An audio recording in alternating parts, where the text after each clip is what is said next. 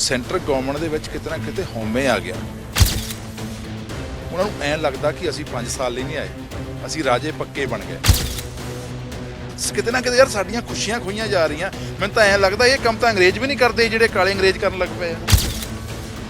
ਆਪਾਂ ਆੜਤੀਆਈ ਹੌਲੀ ਹੌਲੀ ਖਤਮ ਕਰ ਦਈਏ, ਕਿਸਾਨ ਜਾਊਗਾ ਕਿੱਥੇ? ਮੈਂ ਤਾਂ ਇਸ ਤਾਂ ਕਹਿਣਾ ਹੁੰਦਾ ਕਿ ਜਦੋਂ ਤੁਸੀਂ ਬੱਚੇ ਨੂੰ ਪੜ੍ਹਾਉਂਦੇ ਹੋ ਨਾ, ਉਹਨੂੰ ਯਾਰ ਰਾਜਨੀਤੀ ਜ਼ਰੂਰ ਪੜ੍ਹਾਇਆ ਕਰੋ, ਨਹੀਂ ਤਾਂ ਮੂਰਖਾਂ ਦਾ ਰਾਜ ਹੀ ਰਹਿਣਾ। ਸਰਕਾਰ ਨੇ ਕਿਸਾਨਾਂ ਨੂੰ ਚਾਰੇ ਪਾਸਿਓਂ ਘੇਰਾ ਪਾਇਆ ਹੋਇਆ ਹੈ ਤੇ ਦਾਅਵਾ ਇਹ ਕੀਤਾ ਜਾ ਰਿਹਾ ਹੈ ਕਿ 2022 ਤੱਕ ਕਿਸਾਨਾਂ ਦੀ ਆਮਦਨ ਦੁੱਗਣੀ ਕਰ ਦਿੱਤੀ ਜਾਵੇਗੀ। ਪਹਿਲਾਂ 3 ਖੇਤੀ ਕਾਨੂੰਨ, ਫਿਰ ਖਾਦਾਂ ਦੇ ਰੇਟ ਵਧਾਏ ਅਤੇ ਹੁਣ ਸਿੱਧੀ ਅਦਾਇਗੀ ਦਾ ਮਸਲਾ ਬਹੁਤ ਸਿਖਰਾਂ ਦੇ ਉੱਪਰ ਹੈ।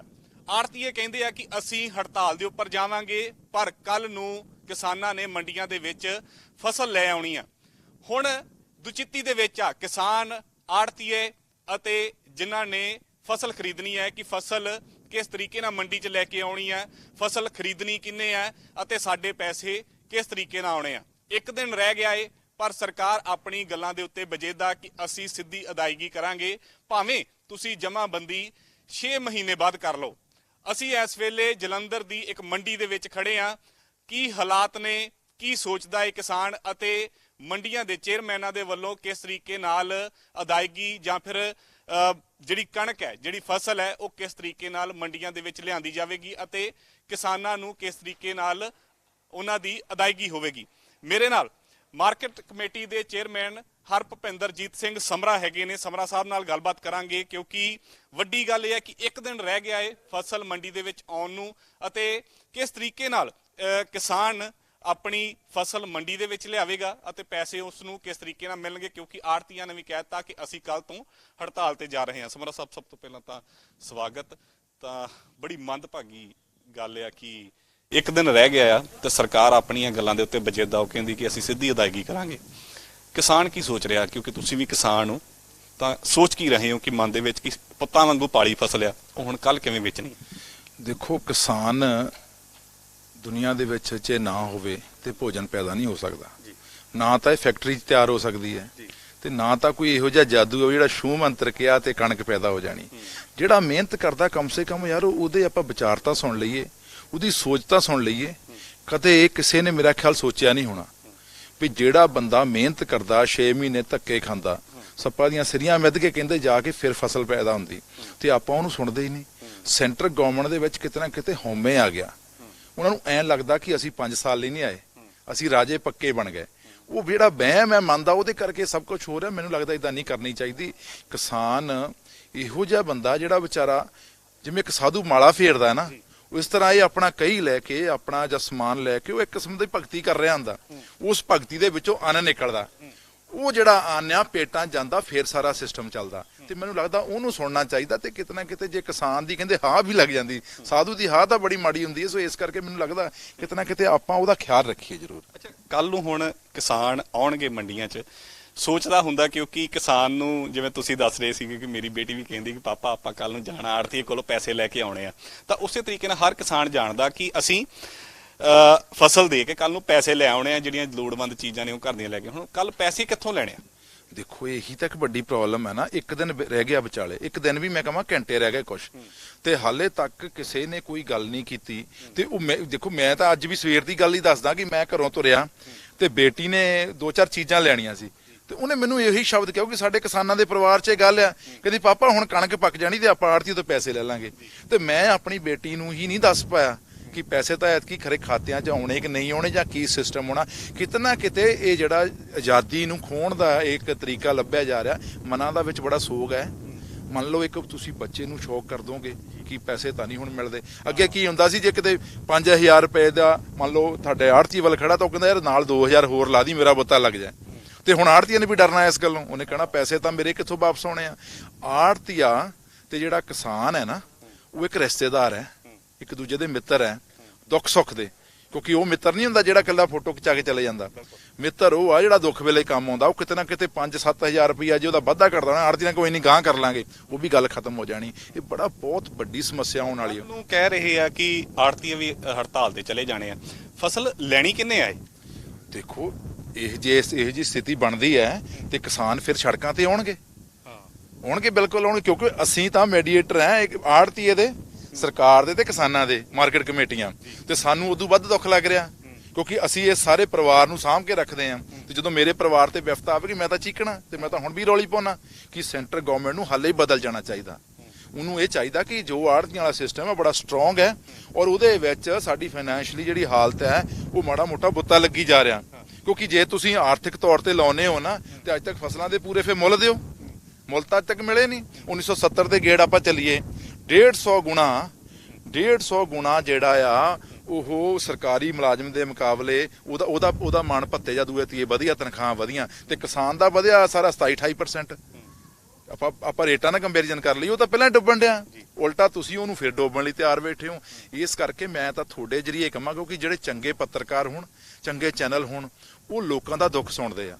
ਤੁਸੀਂ ਇਸ ਗੱਲ ਨੂੰ ਉਠਾਇਆ, ਤੁਸੀਂ ਜਦੋਂ ਆਵਾਜ਼ ਬਣ ਕੇ ਜਾਓਗੇ ਤਾਂ ਕਿਤੇ ਨਾ ਕਿਤੇ ਕਹਿੰਦੇ ਜੂੰ ਦੰਦੀਆਂ ਵੱਢੂਗੀ ਕੰਨਾਂ ਦੇ ਉੱਤੇ। ਤੁਸੀਂ ਮਿਹਨਤ ਕਰਦੇ ਹੋ ਯਾਰ, ਤੁਸੀਂ ਇੱਕ ਉਹ ਲੋਕ ਹੋ ਜਿਨ੍ਹਾਂ ਨੇ ਸੱਚੀ ਆਵਾਜ਼ ਲੈ ਕੇ ਜਾਣੀ ਆ। ਕਹਿੰਦੇ ਪੱਤਰਕਾਰ ਜਿਹੜਾ ਨਾ, ਸਹੀ ਮੈਨਾਂ ਚ ਇੱਕ ਪਵਿੱਤਰ ਸਥਾਨ ਹੈ ਪੱਤਰਕਾਰਤਾ ਦਾ।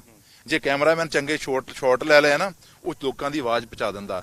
ਪੱਤਰਕਾਰ ਚੰਗੇ ਸਵਾਲ ਪੁੱਟ ਕਰਦੇ ਆ ਨਾ, ਉਹ ਇਕੱਲੇ ਮੈਨੂੰ ਨਹੀਂ ਕਰ ਰਿਹਾ ਹੁੰਦਾ ਜਾਂ ਕਿਸੇ ਹੋਰ ਨੂੰ ਨਹੀਂ ਕਰ ਰਿਹਾ ਹੁੰਦਾ, ਉਹ ਸਵਾਲ ਸਿੱਧੇ ਸਰਕਾਰ ਨੂੰ ਕਰ ਰਿਹਾ ਹੁੰਦਾ। ਇਸ ਕਰਕੇ ਹੁਣ ਇਹੀ ਹੈ ਸਵਰਾ ਸਾਹਿਬ ਕਿ ਮੈਂ ਤੁਹਾਨੂੰ ਬਾਰ-ਬਾਰ ਇਸ ਕਰਕੇ ਸਵਾਲ ਇਹ ਪੁੱਛ ਰਿਹਾ ਕਿਉਂਕਿ ਕਈਆਂ ਦੇ ਮਨ 'ਚ ਇਹ ਸਵਾਲ ਹੋਣਾ ਕਿ ਕੱਲ ਨੂੰ ਅਸੀਂ ਜਦੋਂ ਫਸਲ ਲੈ ਕੇ, ਮੰਨ ਲਓ ਤੁਹਾਡੀ ਮੰਡੀ 'ਚ ਕੱਲ ਨੂੰ ਕਿਸਾਨ ਆ ਗਿਆ ਆਪਣੀ ਟਰਾਲੀ ਭਰ ਕੇ ਫਸਲ ਲੈ ਕੇ, ਉਹ ਸਿੱਟ ਤਾਂ ਇੱਥੇ ਦਊਗਾ, ਖਰੀਦੂਗਾ ਕੌਣ ਤੇ ਪੈਸੇ ਕੌਣ ਦਊਗਾ? ਹੁਣ ਇਹ ਵੱਡਾ ਸਵਾਲ ਇਹ ਬਣਿਆ ਹੋਇਆ। ਖਰੀਦ ਲਈ ਸਾਰੇ ਪ੍ਰਬੰਧ ਮੁਕੰਮਲ ਨੇ।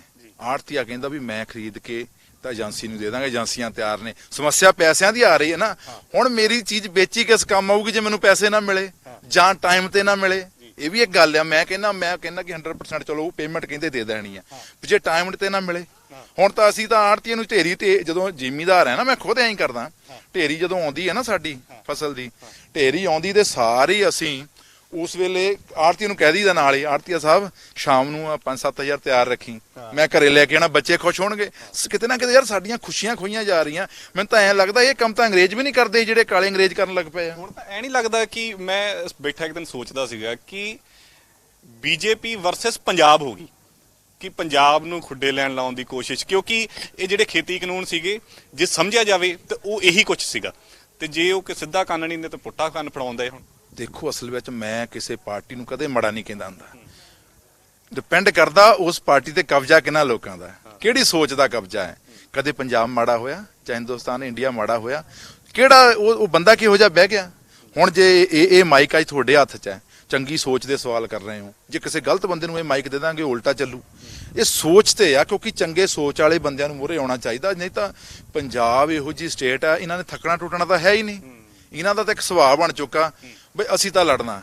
ਕਹਿੰਦੇ ਜਿਹੜਾ ਪੰਜਾਬ ਦਾ ਜੰਮਿਆ ਨਾ, ਉਹ ਨਾ ਤਾਂ ਥੱਕਦਾ ਤੇ ਨਾ ਉਹ ਡਰਦਾ ਆ।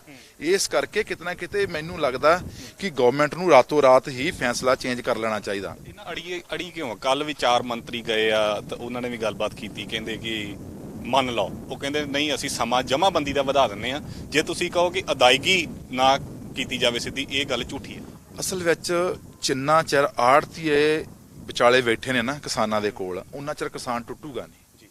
ਇਹਨਾਂ ਨੂੰ ਹੁਣ ਐ ਲੱਗਣ ਲੱਗ ਪਿਆ ਕਿ ਇੱਕ ਪੈਂਤਰਾ ਵੀ ਵਰਤ ਕੇ ਦੇਖ ਲੈਂਦੇ ਆ ਕਿ ਆਪਾਂ ਆੜਤੀਆ ਹੀ ਹੌਲੀ ਹੌਲੀ ਖਤਮ ਕਰ ਦਈਏ, ਕਿਸਾਨ ਜਾਊਗਾ ਕਿੱਥੇ? ਫਿਰ ਉਹ ਇਸ ਤਰ੍ਹਾਂ ਹੋਇਆ ਕਰੂਗੀ, ਉਹ ਕਿਸੇ ਬਾਹਰਲੇ ਪਾਸੇ ਲਾਈਨ 'ਚ ਲੱਗਿਆ ਹੋਇਆ ਕਰੂਗਾ, 4 ਦਿਨ ਪਹਿਲਾਂ ਤਾਂ ਕਣਕ ਲੈ ਕੇ ਬਾਹਰ ਬੈਠਾ ਰਿਹਾ ਕਰੂ। ਫਿਰ ਉਹਨੂੰ ਕਹਿਣਗੇ ਭਾਈ ਤੇਰੀ ਕਣਕ ਨਹੀਂ ਚੰਗੀ, ਤੇਰੀ ਕੁਆਲਿਟੀ ਨਹੀਂ ਚੰਗੀ, ਤੇ ਤੈਨੂੰ ਅਸੀਂ ਦੇਣਾ 800-900 ਹਜ਼ਾਰ ਰੁਪਈਆ। ਜੋ ਬਿਹਾਰ ਚੋਰਿਆ 1100 ਨੂੰ ਕਣਕ ਵਿਕ ਰਹੀ, 1000 ਨੂੰ ਵਿਕ ਰਹੀ ਉੱਥੇ, ਤੇ ਉੱਥੇ ਕੋਈ ਪੁੱਛਣ ਵਾਲਾ ਨਹੀਂ। ਔਰ ਮੈਂ ਤਾਂ ਹੈਰਾਨ ਆ ਕਿ 2006 ਦੇ ਵਿੱਚ ਉੱਥੇ ਇਹ ਸਿਸਟਮ ਚੱਲ ਰਿਹਾ, ਕੋਈ ਉੱਠਿਆ ਕਿਉਂ ਨਹੀਂ? ਕਿਉਂਕਿ ਸਾਡੇ ਵਾਲੇ ਤਾਂ ਉੱਠਣਗੇ, ਕਿਉਂਕਿ ਸਾਡਾ ਬਲੱਡ ਜਿਹੜਾ ਕਦੇ ਵੀ ਉਹ ਗਲਤ ਨਹੀਂ ਬਰਦਾਸ਼ਤ ਕਰ ਸਕਦਾ। ਇਸ ਕਰਕੇ ਇਹਨਾਂ ਨੂੰ ਰਾਤੋਂ ਰਾਤ ਬਦਲ ਜਾਣਾ ਚਾਹੀਦਾ। ਜੇ ਨਹੀਂ ਬਦਲਦੇ ਇਹ ਨੁਕਸਾਨ ਆਮ ਲੋਕਾਂ ਦਾ ਹੋਣਾ। ਇੱਕ ਗੱਲ ਮੈਂ ਹੋਰ ਕੌੜਾ ਸੱਚ ਕਹਿ ਦਿਆਂ, ਕਿਉਂਕਿ ਕਈ ਬੰਦੇ ਕਹਿੰਦੇ ਯਾਰ ਐ ਨਾ ਬੋਲਿਆ ਕਰ, ਤੇ ਕਿਤੇ ਨਾ ਕਿਤੇ ਇਹ ਸਾਡੇ ਆਤਮ ਹੱਤਿਆ ਦਾ ਸਿਸਟਮ ਹੋਰ ਵੱਧ ਸਕਦਾ।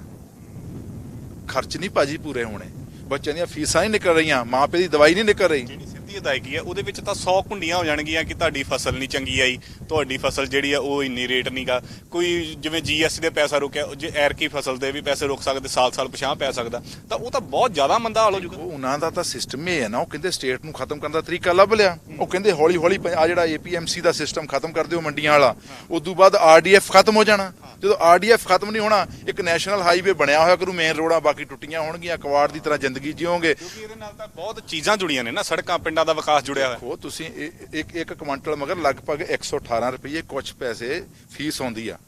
ਉਸ ਫੀਸ ਦੇ ਨਾਲ ਸਾਰਾ ਸਿਸਟਮ ਜਿਹੜਾ ਖੜਾ ਹੈ ਚੱਲਦਾ, ਸੜਕਾਂ ਉਹਨਾਂ ਬਣਦੀਆਂ। ਰੂਰਲ ਡਿਵੈਲਪਮੈਂਟ ਫੰਡ ਟੋਟਲੀ ਜਿਹੜਾ ਨਾ ਉਹ ਇਧਰੋਂ ਨਿਕਲ ਕੇ ਆਉਂਦਾ, ਤੇ ਅਸੀਂ ਉਹ ਵੀ ਉਹਨਾਂ ਨੇ ਉਹ ਚਾਹੁੰਦੇ ਇਹ ਵੀ ਖਤਮ ਕਰ ਦਈਏ, ਕਿਉਂਕਿ ਕਿਤਨਾ ਕਿਤੇ ਤੁਹਾਡੀ ਠਾਠ-ਬਾਠ ਬਰਦਾਸ਼ਤ ਨਹੀਂ ਹੁੰਦੀ। ਉਹ ਜਿਹੜੇ ਸੈਂਟਰ 'ਚ ਬੈਠੇ ਰਾਜੇ ਆ। ਇੱਕ ਗੱਲ ਤੁਸੀਂ ਉਦਾਹਰਨ ਬੜੀ ਸ਼ਾਨਦਾਰ ਦੇ ਰਹੇ ਸੀ ਕਿ ਆਹ ਮੰਡੀ, ਅਸੀਂ ਮੰਡੀ ਦੇ ਥੱਲੇ ਖੜੇ ਆ, ਤੇ ਜੇ ਸਿੱਧੀ ਅਦਾਇਗੀ ਹੋਣ ਲੱਗੀ ਤਾਂ ਕਿਸਾਨ ਕਤਰਾਊਗਾ ਕਿ ਜੇ ਮੰਨ ਲਓ ਮੰਡੀ ਤੋਂ ਬਾਹਰ ਕੋਈ ਪ੍ਰਾਈਵੇਟ ਪਲੇਅਰ ਬੈਠਾ, ਫਿਰ ਉਹ ਕਹੂਗਾ ਕਿ ਆਜੋ ਦਿਓ ਫਸਲ ਤੇ ਪੈਸੇ ਲੈ ਜਾਓ, ਫਿਰ ਉਹ ਪ੍ਰਾਈਵੇਟ ਸਿਸਟਮ ਹੀ ਹੋ ਗਿਆ। ਫਿਰ ਉਹ ਵੀ ਦੇਖੋ ਇਹ ਤਰੀਕਾ ਲੱਭ ਲਿਆ ਉਹਨਾਂ ਨੇ, ਉੱਥੇ ਕੋਈ ਸ਼ਰਤ ਨਹੀਂ ਹੈ। ਮੰਨ ਲਓ ਹੁਣ ਆਹ ਮੰਡੀ ਹੈ, ਕੰਧ ਤੋਂ ਪਾਰਲੇ ਪਾਸੇ ਇੱਕ ਮੰਡੀ ਪ੍ਰਾਈਵੇਟ ਆ ਕੇ ਖੜ ਜਾਂਦੀ ਹੈ ਮੰਨ ਲਓ ਕਿਸੇ ਦਿਨ, ਤੇ ਉਹ ਕਹਿੰਦਾ ਕੋਈ ਗੱਲ ਨਹੀਂ, ਐ ਨੂੰ ਟਰਾਲੀਆਂ ਦੇ ਮੂੰਹ ਮੋੜ ਲਓ। ਉਹ ਕੀ 2 ਸਾਲ ਕੀ ਕਰੂਗਾ ਤੇ 100 ਰੁਪਏ ਵੱਧ ਦਊਗਾ, ਮੁੜ ਕੇ ਆ ਖਤਮ ਹੋ ਜੂ ਢਾਂਚਾ। ਜਦੋਂ ਇਹ 'ਚ ਘਾਟਾ ਪੈਣ ਲੱਗਾ, ਗਵਰਨਮੈਂਟ ਨੇ ਇਹਨੂੰ ਜਿੰਦੇ ਲਾ ਦੇਣੇ। ਫਿਰ ਉਹ ਕਹੂਗਾ ਭਾਈ ਉਹ ਲੱਗੀ ਆ ਲਾਈਨ, ਮੈਂ ਤਾਂ 1100 ਨੂੰ ਲੈਣੀ, ਮੈਂ 1000 ਨੂੰ ਲੈਣੀ ਹੈ ਕਣਕ, ਦੇਣੀ ਤਾਂ ਰਹਿਣ ਦੇ ਦੌੜ ਜਾ। ਕਿਉਂਕਿ ਕਿਸਾਨ ਕੋਲ ਭੰਡਾਰ ਕਰਨ ਲਈ ਕੋਈ ਸਿਸਟਮ ਨਹੀਂ ਹੈ। ਜਿਹੜਾ ਉਹ ਭੰਡਾਰੀ ਕਰਨ ਵਾਲਾ ਕਾਨੂੰਨ ਵੀ ਹੈ ਨਾ, ਉਹ ਵੀ ਸਰਮਾਏਦਾਰੀ ਲਈ ਬਣਾਇਆ ਗਿਆ। ਆਹ ਛੋਟੀ ਜਿਹੀ ਐਗਜ਼ਾਮਪਲ ਤੁਸੀਂ ਦੱਸ ਰਹੇ ਸੀਗੇ, ਕਿਸਾਨ ਨੇ ਵੱਢ ਕੇ ਲਿਆਂਦੀ ਆ, ਹੁਣ ਸੁਕਾਉਣ ਲਈ ਕੋਈ ਜਗ੍ਹਾ ਹੈ ਨਹੀਂ, ਉਹ ਵੀ ਇੱਥੇ ਰੱਖ ਕੇ ਗਿਆ। ਇੱਥੇ ਲੈ ਕੇ ਆਇਆ, ਬਿਲਕੁਲ ਰੱਖ ਕੇ ਆਇਆ। ਤੇ ਉਹ ਅਸੀਂ ਵੀ ਕਿਹਾ ਚੱਲ ਯਾਰ ਕੋਈ ਗੱਲ ਨਹੀਂ, ਜੇ ਤੂੰ ਥੋੜੀ ਵਿੱਚ ਨਮੀ ਹੈਗੀ ਤੂੰ ਫੁੱਲ ਹੈ, ਤੇ ਪ੍ਰਾਈਵੇਟ ਐ ਨਹੀਂ ਕਰਨ ਦਊਗਾ। ਉਹ ਤਾਂ ਕਹੂਗਾ ਮੈਂ ਆਪਣੀ ਮਸ਼ੀਨ ਲਾਈ ਹੈ ਤਾਂ ਮੈਂ ਨਹੀਂ ਕੁਝ ਕਰਨ ਦਿੰਦਾ। ਇਸ ਕਰਕੇ ਪ੍ਰਾਈਵੇਟ ਨੇ ਤੁਹਾਨੂੰ ਬਰਬਾਦ ਕਰ ਦੇਣਾ। ਮੈਂ ਫਿਰ ਕਹਾਂਗਾ ਕਿ ਯਾਰ ਤੁਹਾਡੇ ਵਰਗੇ ਚੈਨਲ, ਡੇਲੀ ਪੋਸਟ, ਜਿੰਨੀ ਵੀ ਚੰਗੀ ਸੋਚ ਵਾਲੇ, ਸਲਾਮ ਹੈ ਮੈਨੂੰ ਕਰਦਾ ਉਹਨਾਂ ਨੂੰ, ਕਿਉਂਕਿ ਚੰਗੀ ਸੋਚ ਜਿਹੜੀ ਹੈ ਨਾ ਉਹ ਯਾਰ ਦਿਖਾਇਆ ਕਰੋ। ਆਪਾਂ ਦੇਖੋ ਤੁਸੀਂ ਸੈਨਿਕ ਹੋ, ਮੈਂ ਵੀ ਸਿਪਾਹੀ ਹਾਂ ਇਸ ਜੰਗ ਦਾ, ਕਿਉਂਕਿ ਇਹ ਜੰਗ ਇਨਸਾਨੀਅਤ ਦੀ ਹੈ। ਸਾਡੇ ਚੰਨੇ ਸਿਸਟਮ ਆ ਸਾਰਾ ਸਿਪਾਹੀ ਨੇ ਜਿਹੜੇ ਚੰਗੇ ਸੋਚ ਵਾਲੇ, ਤੇ ਕਿਤੇ ਨਾ ਕਿਤੇ ਪੱਤਰਕਾਰ ਵੀ ਇੱਕ ਸੈਨਿਕ ਹੈ, ਤੇ ਲੜ ਰਹੇ ਆ ਆਪਾਂ। ਬਿਲਕੁਲ। ਸਮਰਾ ਸਾਹਿਬ, ਆਖਰੀ ਸਵਾਲ ਆ ਮੇਰਾ, ਮੋਟੇ ਤੌਰ ਦੇ ਉੱਪਰ ਇੱਕ ਗੱਲ ਦੱਸੋ, ਐਰਕੀ ਜਿਹੜੀ ਆ ਫਸਲ ਦੀ ਅਦਾਇਗੀ, ਫਸਲ ਵੇਚਣੀ ਔਖੀ ਹੋਊਗੀ?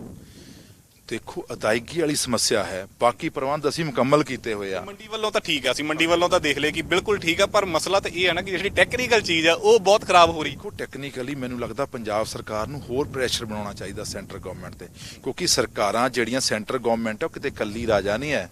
ਇਹ ਜਿਹੜਾ ਸਾਡਾ ਭਾਰਤ ਵਰਸ਼ ਹੈ ਨਾ, ਜਿਹਨੂੰ ਆਪਾਂ ਇੰਡੀਆ ਕਹਿੰਦੇ ਆ, ਇਹ ਕਈ ਸਟੇਟਾਂ ਦਾ ਸਮੂਹ ਹੈ, ਫਿਰ ਇੱਕ ਦੇਸ਼ ਬਣਦਾ। ਕਿਤੇ ਨਾ ਕਿਤੇ ਅਸੀਂ ਇਗਨੋਰ ਨਹੀਂ ਕਰ ਸਕਦੇ ਕਿਸੇ ਨੂੰ, ਉਹਨਾਂ ਨੂੰ ਸੁਣਨਾ ਪਊਗਾ, ਔਰ ਸੁਣਨਗੇ ਵੀ। ਮੈਨੂੰ ਇੰਨਾ ਕੁ ਪਤਾ, ਕਿਉਂਕਿ ਇੱਕ ਸਮੂਹ ਹੈ, ਇੱਕ ਸਾਂਝੀ ਇੱਕ ਵੱਖਰੇ ਰੰਗ, ਵੱਖਰੇ ਲੋਕ, ਵੱਖਰੀਆਂ ਭਾਸ਼ਾਵਾਂ ਦਾ ਇੱਕ ਇਕੱਠ ਹੈ। ਇਸ ਕਰਕੇ ਦੁਨੀਆ 'ਚ ਸਾਡਾ ਨਾਂ ਆ, ਤੇ ਮੈਨੂੰ ਲੱਗਦਾ ਨਹੀਂ ਜੇ ਮਾੜੀ ਮੋਟੀ ਸਮਝ ਜਾਂ ਅਕਲ ਹੋਵੇ ਤਾਂ ਉਹ ਖਰਾਬ ਕਰਨਗੇ ਇਹਨੂੰ। ਇਹ ਔਖੀ ਹੋਊਗੀ ਇਸ ਵਾਰ, ਕਿਉਂਕਿ ਪਹਿਲੀ ਵਾਰੀ ਆ, ਜੇ ਅਦਾਇਗੀ ਸਿੱਧੀ ਕਰਦੇ ਵੀ ਆ ਤੇ ਔਖ ਤਾਂ ਹੋਊਗੀ। ਦੇਖੋ ਔਖ ਤਾਂ ਨੈਚੁਰਲੀ ਆ।